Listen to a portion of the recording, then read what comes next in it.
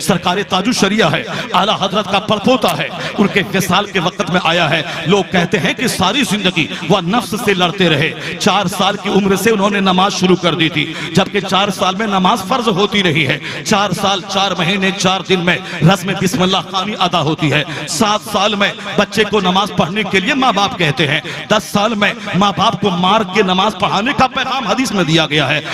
10 سال کے بعد جس دن وہ جوان ہو جائے اس دن شریعت کے سارے احکام ان کی طرف متوجہ ہوتے ہیں۔ یعنی بچہ جب 7 سال کا ہو، حضور کہتے ہیں مرو اولادکم بالصلاۃ وہم ابناء 7 سنین، جب تیرے بچے کی عمر 7 سال ہو اسے نماز کا آدیش دے، وَاضْرِبْهُمْ عَلَيْهَا وَهُمْ أَبْنَاءُ 10 سنین، جب تمہارے بچے کی عمر 10 سال ہو جائے اور نماز نہ پڑھے اسے مار کے نماز پڑھاؤ۔ 10 سال کی عمر میں نماز فرض نہیں ہوتی ہے، لیکن مصطفیٰ کا مقصد یہی ہے کہ بچہ کو جو مار کے نمازی بن جائے گا، ممکن ہے کہ 11 سال کی عمر میں جس دن احتلام ہو جائے اس دن نماز فرض ہو جائے، اس دن روزہ فرض ہو جائے، اس سے پہلے وہ نماز کا عادی بن جائے، تاکہ نماز فرض ہونے کے بعد کوئی نماز اس سے چھوٹ بھی نہیں پائے۔ چونکہ زندگی میں بھوکا رہنا یہ عیب کی بات نہیں، نماز نہیں پڑھنا یہ سب سے بڑی عیب کی بات ہے، چونکہ نماز کو شریعت میں سب سے بڑا فرض قرار دیا گیا۔ روزے سے بڑا فرض نماز، حج سے بڑا فرض نماز، زکوٰۃ سے بڑا فرض نماز، یعنی یعنی اعظم الفرائض، سارے فرائض میں سب سے بڑا فرض حضور نے جس قدر زور نماز پہ دیا ہے، بخاری اور مسلم ترمذی ابن ماجہ کو اٹھا کے دیکھ لیں، سرکار فرماتے ہیں کہ بے نمازی کا انجام فرعون کے ساتھ ہوگا، بے نمازی کا انجام قارون کے ساتھ ہوگا، بے نمازی کا انجام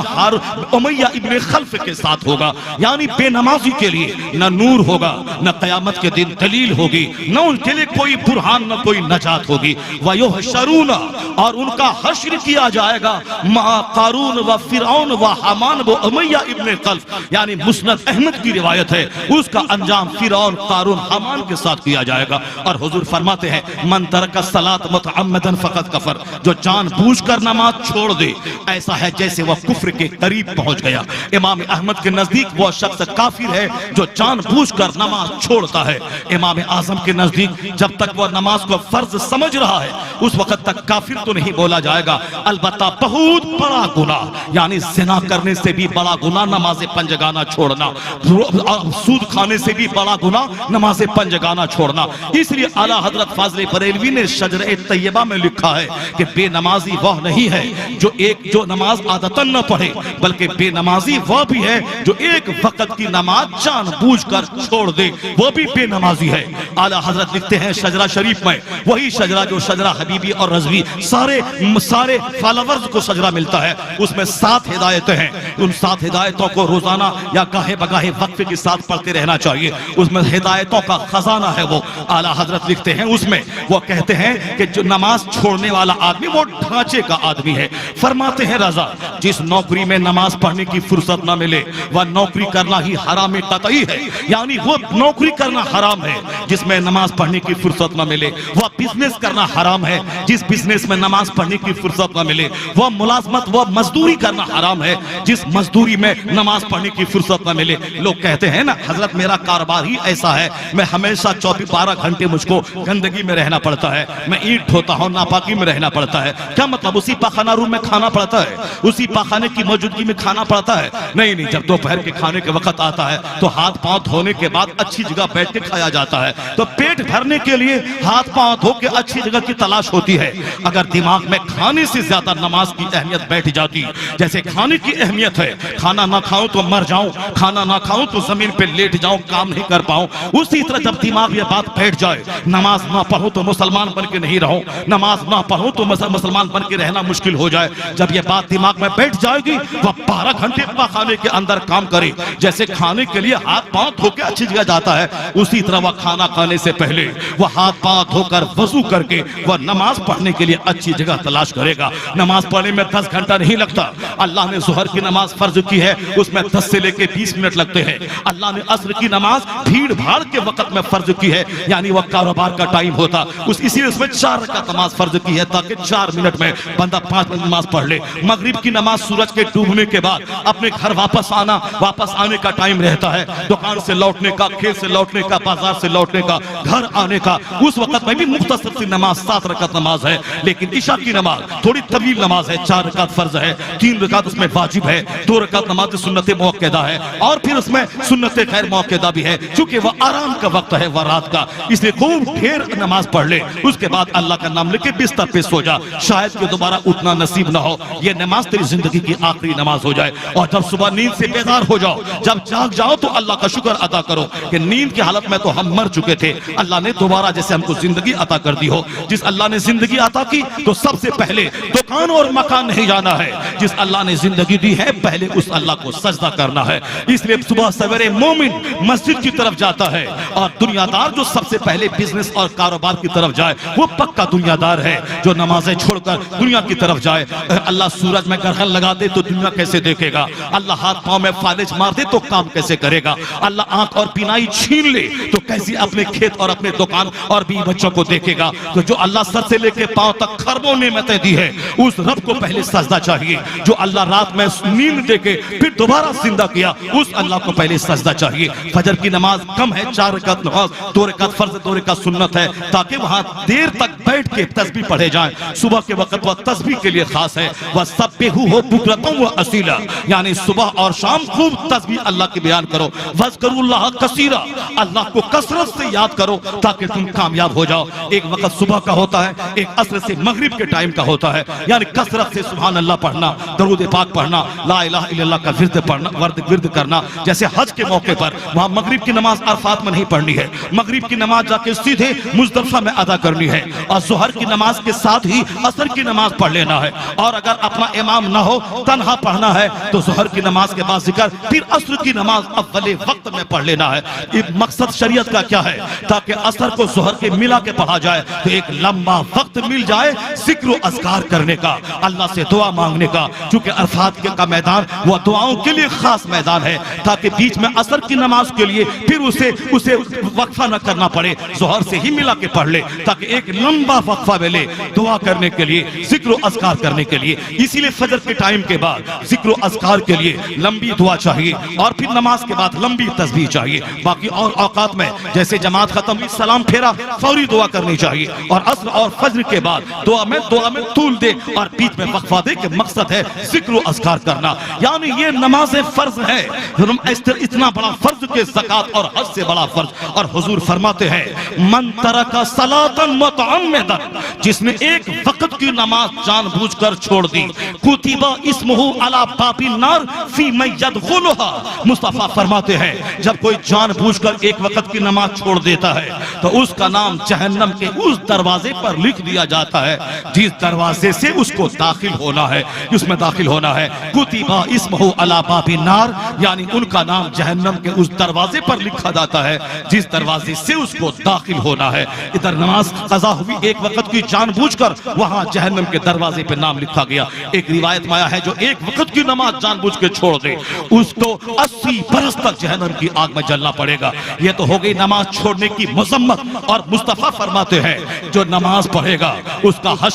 حشر کس کے ساتھ ہوگا؟ جو نماز پڑھے گا اس کے لیے یہی نماز نور ہوگی، یہی نماز برہان ہوگی، یہی نماز دلیل ہوگی، اور یہ نماز اس کے سارے گناہوں کو اسی طرح مٹا دے گی۔ بخاری اور مسلم کی روایت میں آیا ہے، آقا فرماتے ہیں کسی کے دروازے پر ایک نہر ہو، 5 بار وہ غسل کرتا ہو، ہر یبقى من درنہ شعون، کیا اس کے بدن پہ میل کچیل میں سے کوئی چیز باقی رہ جائے گی؟ صحابہ کہتے ہیں لا یا رسول اللہ، کیسے میل باقی رہے گا جبکہ وہ 5 بار نہاتا ہو؟ حضور فرماتے کذالک مثل الصلوات الخمس یمحو اللہ بہن الخطایا، یہی مثال نماز پنجگانہ کی ہے کہ اللہ نماز پنجگانہ کی برکت سے سارے گناہوں کو مٹا دیتا ہے، یعنی یہ نماز کی برکت ہے۔ آقا ایک بار پتجھڑ کے موسم میں ایک درخت کے پاس کھڑے تھے، صحابہ آپ کے ارد گرد جمع تھے۔ بخاری شریف کی حدیث میں آیا ہے صحابہ نے سرکار نے وہ ٹہنی ہلا دی، درخت کے پتے جھڑنے لگے۔ آقا فرماتے ہیں جس طرح یہ درخت کے سوکھے پتے جھڑ رہے ہیں اسی طرح جو پابندی سے نماز پڑھتا ہے اس کے گناہ بھی اسی پتوں کی طرح جھڑ جایا کرتے ہیں۔ ایک طرف نماز پڑھنے کی فضیلت اور دوسری طرف نماز چھوڑنے کی مذمت ہے، اور اعلیٰ حضرت لکھتے ہیں بے نمازی آدمی ڈھانچے کا آدمی ہے۔ اعلیٰ حضرت لکھتے ہیں ایک وقت کی نماز بھی کوئی جان بوجھ کر چھوڑے وہ بھی بے نمازی کی شرینی میں آ جاتا ہے۔ وہ ملازمت کرنا حرام ہے جس میں نماز کی فرصت نہ ملے، وہ بزنس حرام ہے جس بزنس میں نماز نماز پڑھنے کی فرصت نہ ملے. اللہ کو چھوڑ کے کوئی روزی کا ذریعہ برکت نہیں لائے گا. روزی دینے والا تو اللہ ہے, اور اللہ ہی کی عبادت چھوڑ کر روزی تلاش کرنا وہ روزی کا وہ ذریعہ رزق برکت نہیں لائے گا. یہ شجرہ شریف میں اعلیٰ حضرت لکھتے ہیں رمضان کے روزے آنے سے پہلے باقی ساری قضا روزے کو رکھ لینا ہے. آنے والی نماز سے پہلے تمام قضا نمازوں کو بھی ادا کرنا ہے. جتنی بقیہ نماز ہیں سب کو پڑھنا ہے. اگر 100 دن کی نماز قضا ہے تو لگاتار 100 دن تک ایک ایک نماز پڑھتے رہیں,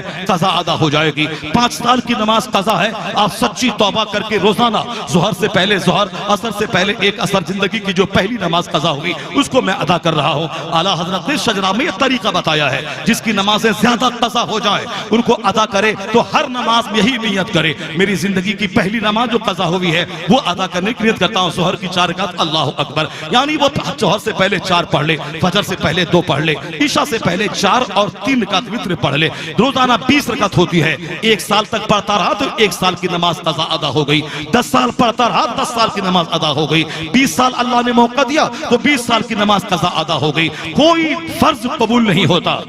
کوئی نفل قبول نہیں ہوتا جب تک کہ فرض نہ ادا کرے. کوئی فرض قبول نہیں ہوتا جب تک کہ وہ فرض, جب تک کہ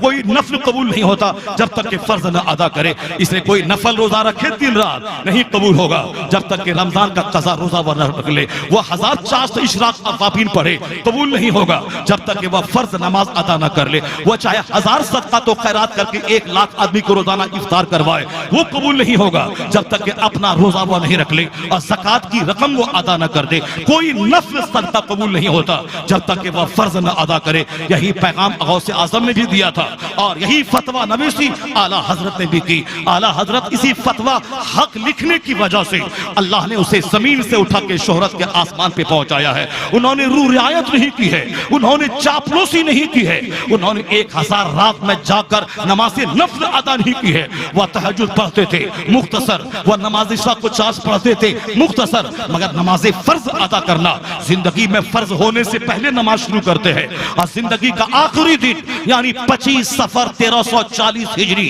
یعنی جس دن آپ کا وصال ہوا جمعہ کے دن, اس دن کی آخری نماز بھی آپ کی قضا نہیں ہوئی. اور نماز فرض ہونے سے پہلے یعنی 4-5 سال کی عمر سے آپ نمازی تھے. اللہ نے وہ برکتیں دے دی کہ مرتے وقت زندگی کا جو آخری دن تھا اس دن کی نماز بھی قضا نہیں ہوئی. یہی حال مفتی اعظم ہند کا تھا. 91 سال کی عمر آپ نے پائی تھی. نمازوں کی پابندی, سفر میں حضر میں, ٹرین چھوٹ گئی نماز پڑھ رہے ہیں, بس چھوٹ گئی نماز پڑھ رہے ہیں. یہی حال حضور مجاہد ملت کا تھا. ٹرین چھوٹ جائے نماز نہ چھوٹے, بس چھوٹ جائے نماز نہ چھوٹے, یعنی سفر ملتوی ہو جائے مگر نماز نہ چھوٹے. یہی وہ نماز فرض کی اہمیت ان کے سینے میں تھی جن کی وجہ سے فرض پڑھتے پڑھتے, نوافل پڑھتے پڑھتے وہ بلند مقام مل گیا کہ 1000 رکعت نماز نفل پڑھنے والا اور فرض چھوڑنے والا اس مقام کو نہیں پہنچ پائے گا جو مقام سفر میں حضر میں فرائض و واجبات کے ساتھ نفل پڑھنے والے کو اللہ نے عطا فرمایا. زبان سے جو بات نکل جاتی تھی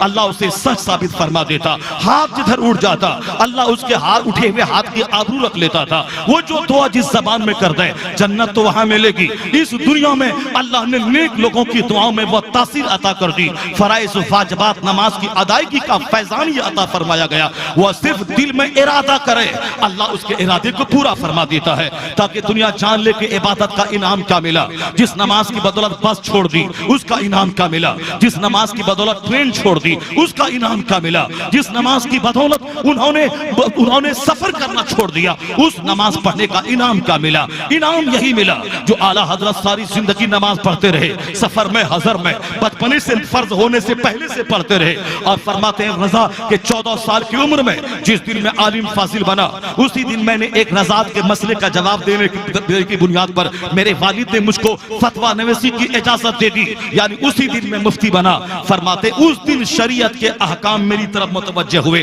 یعنی اسی دن نماز آپ پر فرض ہوئی, اس دن آپ محتلم ہوئے یعنی جوان ہو گئے. مسئلہ وہی ہے کہ 10 سال کے بعد لڑکا ہو یا لڑکی جس دن احتلام جس دن مہانہ خون اس دن جوان, اور 15 سال کے بعد چاہے احتلام ہو چاہے خون نہ آئے دونوں جوان مانا جائے گا. اس بیچ میں جس دن احتلام ہوا اس دن سے جوان سارے قانون شریعت کے اس پر واجب فرض اور واجب اس پر ان کی طرف متوجہ ہو جائیں گے. روزے کا موسم ہے تو فرض ہو جائے گا. زکوٰۃ اگر صاحب مال ہے تو زکوٰۃ فرض ہو جائے گی, اگر وہ صاحب استطاعت ہے تو حج فرض ہو جائے گا، نہیں اگر ہے حج زکات فرض نہیں تو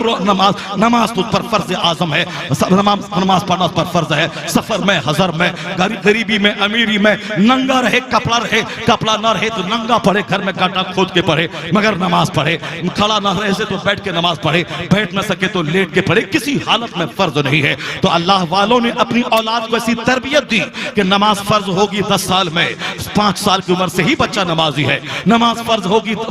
12 سال میں، 4 سال کی عمر سے ہی بچہ نمازی ہو گیا۔ وہ والد کرام اپنے بچوں کو اٹھاتے تھے، بیٹا فجر کی اذان ہو گئی چلیے میرے ساتھ مسجد میں، آج کل میرے بچوں کو اسکول کا ٹائم آ جائے تو ہم بچوں کو اٹھاتے ہیں، اسکول کا وقت آ گیا، بس کھڑی ہو گئی، ماں اٹھاتی ہے، لیکن اسکول کے لیے اٹھانے والی ماں کبھی توفیق نہیں ملتی۔ وہ اسکول جو دنیا ہے، وہ اسکول جہاں پڑھنے کے بعد نوکری مل گئی تو چند سکے دنیا کے ملیں گے، لیکن نماز کے بارے میں حضور نے فرمایا ہے رکعت الفجر خیر من الدنیا وما فیہا، فجر کی 2 رکعت نماز دنیا اور دنیا میں جو کچھ ہے اس سے بہتر ہے۔ یعنی دنیا میں جتنے ممالک، جتنی کرنسیز اور جتنے سونے چاندی کا پہاڑ وہ سب ایک طرف، فجر کی 2 رکعت نماز ایک طرف۔ یہ کوئی مولانا مولوی نہیں بولتا ہے، یہ مسلم شریف کی حدیث میں مصطفیٰ فرماتے ہیں رکعت الفجر خیر من الدنیا وما فیہا، فجر کی 2 رکعت نماز دنیا اور دنیا میں جو کچھ ہے اس سے بہتر ہے۔ اس لیے ہماری بزرگ مائیں اپنے بچوں کو فجر کی نماز کے لیے اٹھاتی تھی، اور ہماری مائیں اسکول کے لیے اٹھاتی ہے، نماز کے لیے کبھی توفیق نہیں ملتی اٹھائیں۔ وہ کچھ 4 بجے بھور میں سوتی ہے، وہ کیا بچوں کو اٹھائیں گی؟ وہ بچوں کو اسکول بھیجنے کے لیے وہ جگی رہتی ہے، تہجد اور تلاوت کے لیے نہیں، اور اسکول بھیجنے کے بعد تب وہ سوتی ہے۔ اب 5 گھنٹے کے لیے ماں کو فرصت مل گئی، اور اس دفتر بھی ان کا شوہر چلا گیا، اب بچہ بھی اسکول چلا گیا، اب وہ 5 گھنٹے چین کی نیند لیتی ہے۔ اب الجھنوں سے میں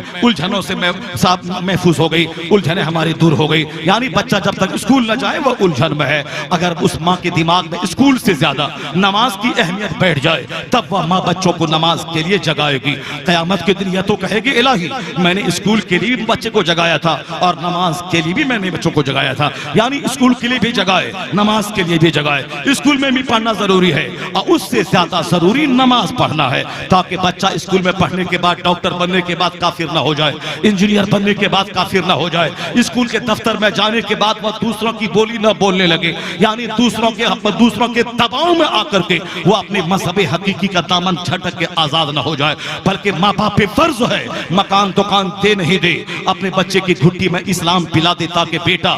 گردن پہ تلوار چلے اور کوئی بولے کہ اسلام چھوڑ دے، اس وقت بھی مصیبتوں کی آنکھوں میں آنکھیں ڈال کر اس مصیبت کو پاؤں کے نیچے روند کے وہ کہتا رہے ایک جان کیا ہے، 50 بار میں پیدا ہوں، 50 بار تو قتل کر دے، کبھی بھی میں کلمہ حق کو نہیں چھوڑوں گا، مذہب اسلام کا دامن نہیں چھوڑوں گا۔ وہ کب ہوگا؟ وہ اسی وقت ہوگا جب ماں اس کی گھٹی میں اسلام پلائی ہوگی، جب باپ بال بچے کے ساتھ گفتگو کرتے ہوئے اسلام کی بات کیا ہوگا، اور صرف کھانا کمانے کی بات کیا ہوگا بچہ کہ ہم اجمیر گئے تو مکان مل گیا، ہم بغداد گئے تو گاڑی مل گئی، ہم دھام نگر گئے تو 2-4 فیکٹری مل گئی۔ اگر یہی فیکٹری اور مکان کی بات بچے کو بتاؤ گے، یہ بچہ جب دھام نگر جائے گا اور اللہ کی آزمائش کے مطابق اگر اس کو دولت نہیں ملی، چونکہ اللہ قرآن میں فرماتا ہے وَلَنَبْلُوَنَّكُمْ بِشَيْءٍ مِّنَ الْخَوْفِ، ہم تم کو آزمائیں گے کبھی خوف دے کر، ہم تمہیں آزمائیں گے کبھی مال میں کمی دے کر، ہم تمہیں آزمائیں گے کبھی اولاد میں کمی دے کر، ہم کبھی آزمائیں گے قلت جان قلت نفس دے کر۔ جب اللہ کا قانون ہے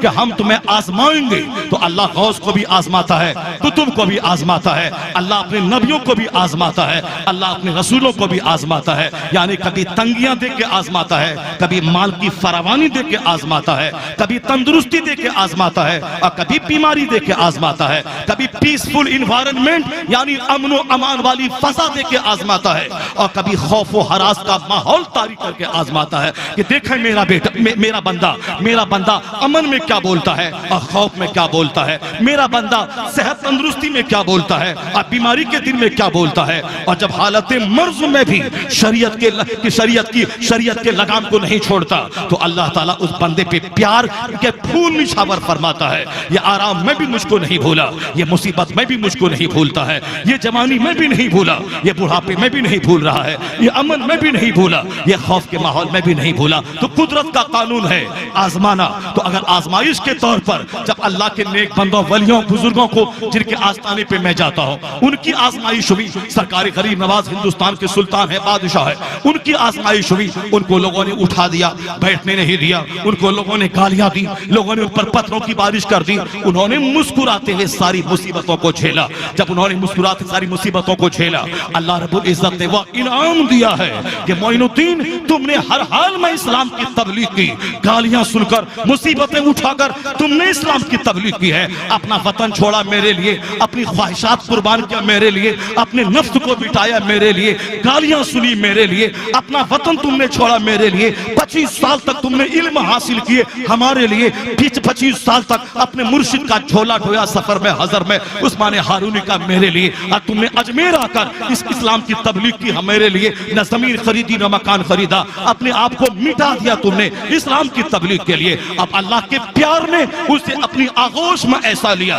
کہ تو جیا میرے لیے اور تو مرا میرے لیے, اب میں تیرے نام کو مرنے نہیں دوں گا. جب تک یہ ہندوستان رہے گا تیرے آستانے پہ کروڑوں لوگوں کو میں آنے پہ مجبور کر دوں گا. تیرا بیٹا رہے نہ رہے, یہ کروڑوں روحانی بیٹا ہوگا جو حاضری دے گا, فاتحہ پڑھے گا, چادریں چڑھائے گا, پھول چڑھائے گا. نوابوں جاگیرداروں کی قبر پہ جانور چڑھتا ہے, غریب نواز کی قبر پہ پھول اور گلاب چڑھایا جاتا ہے تاکہ دنیا جان لے جو اپنے لیے جیتا ہے ان کا بچہ بھی اس کو بھول جاتا ہے, اور جو رب کے لیے جیتا ہے اپنا بچہ رہے نہ رہے کروڑوں دل میں اللہ ان کی محبت عطا فرما دیتا ہے.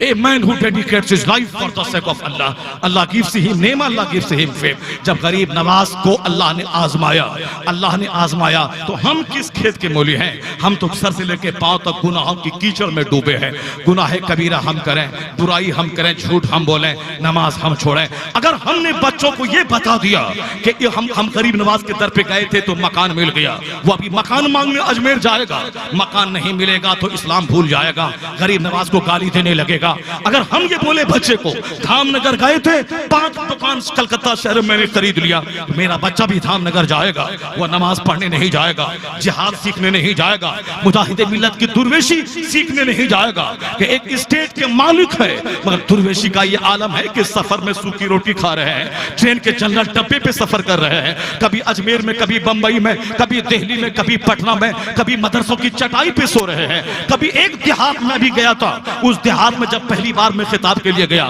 کہا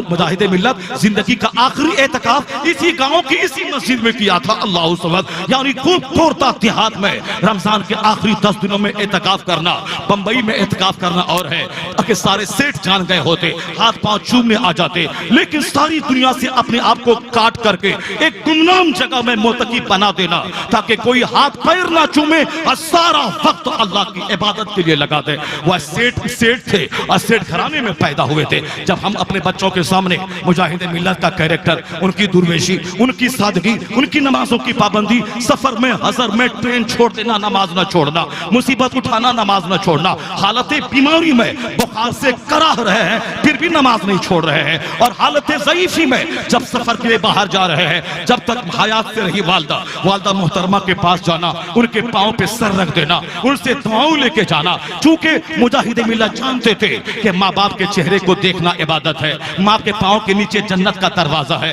باپ جنت کا دروازہ ہے, ماں کے پاؤں کے نیچے جنت ہے, اس جنت کی چوکھٹ کو چوم کے میں گھر سے باہر نکلوں, ان کی دعائیں لے کے میں باہر سے نکلوں. حضور مجاہد ملت کی والدہ دعا کرتی تھی, اے اللہ میرے بیٹے کو عالمگیر بنا دے, میرے بیٹے کو عالمگیر بنا دے. یعنی جو حبیب الرحمان تھا, اس حبیب الرحمان کو ماں کی دعاؤں نے وہ عالمگیر بنایا کہ اڑیسہ ہندوستان کا ایک پردیش جو غربت کے لیے مشہور, مچھلی مارنے کے لیے مشہور, لیکن آج امریکہ کے واشنگٹن ڈی سی میں رہنے والا سنی وہ دھام نگر آنا چاہتا ہے, آسٹریلیا کا سنی وہ دھام نگر آنا چاہتا ہے, ہندوستان کے سارے اسٹیٹس کا مسلمان وہ دھام نگر آنا چاہتا ہے. آخر کس کی وجہ سے اڑیسہ کو عزت ملی اور ان کا نام ہندوستان سے لے کے امریکہ, نیوزی لینڈ, آسٹریلیا, جہاں جہاں بھی خوش عقیدہ سنی مسلمان بستا ہے وہاں مجاہد ملت کا نام ادب اور احترام کے ساتھ لیا جاتا ہے. یہ ماں کی دعا تھی. مجاہد ملت کی درویشی, ان کی سادگی, ان کا علم, ان کا تقوی,